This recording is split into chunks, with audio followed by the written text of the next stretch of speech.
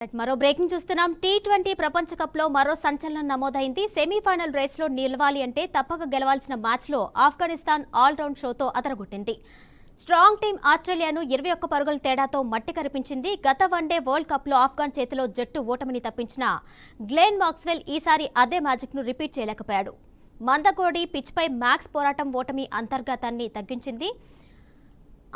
తగ్గించింది. గులాబ్దీన్ నైబ్ 4 వికెట్లు తీసి ఆఫ్ఘనిస్తాన్ కు చరిత్రాత్మక విజయాన్ని అందించాడు. అయితే ఆస్ట్రేలియాపై ఆఫ్ఘన్ కు ఇదే తొలి గెలుపు.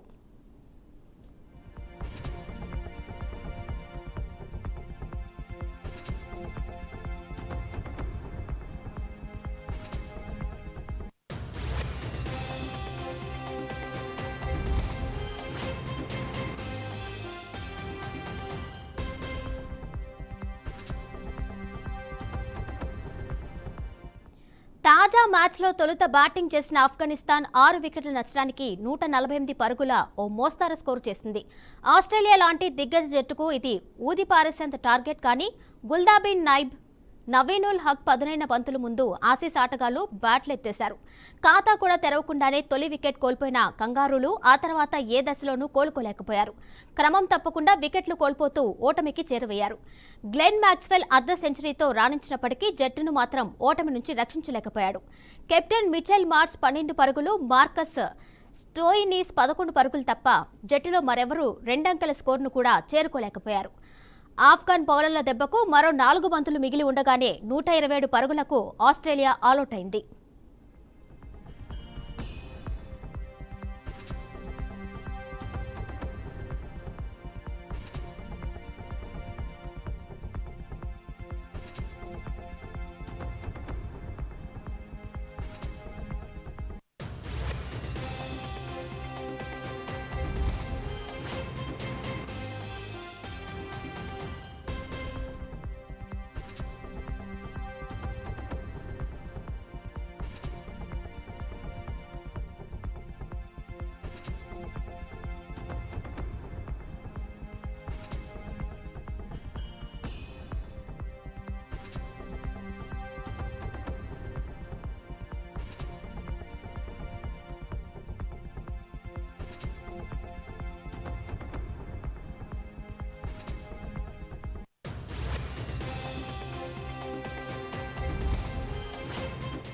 అంతకుముందు తొలుత బ్యాటింగ్ చేసిన ఆఫ్ఘనిస్తాన్ ఓపెనర్ల అర్ధ సెంచరీలు గౌరవప్రదమైన స్కోర్ చేసింది. 20 ఓవర్లలో 6 వికెట్ల నష్టానికి 148 పరుగులు చేసింది.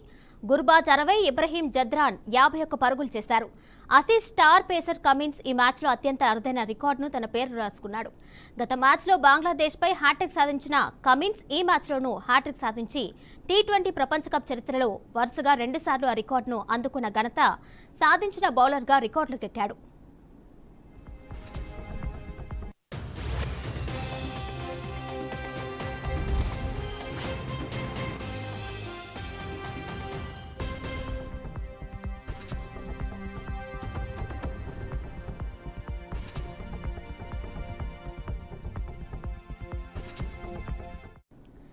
తాజాగా సూపర్ 8 గ్రూప్ 1లో భాగంగా ఆస్ట్రేలియాతో జరిగిన మ్యాచ్లో ఆఫ్ఘనిస్తాన్ 21 పరుగుల తేడాతో విజయం సాధించింది. అద్వితీయమైన ఆట తీరుతో ఇప్పటికే న్యూజిలాండ్ను ఇంటికి పంపిన ఆఫ్ఘనిస్తాన్ ఇప్పుడు ఆస్ట్రేలియా సెమీస్ అవకాశాలను క్లిష్టం చేసింది. భారత్తో జరిగే మ్యాచ్లో ఆస్ట్రేలియా గెలిస్తేనే ఆ జట్టు సెమీస్కు వెళ్తుంది. లేదంటే కంగారూలు ఇంటికి వెళ్లాల్సిందే.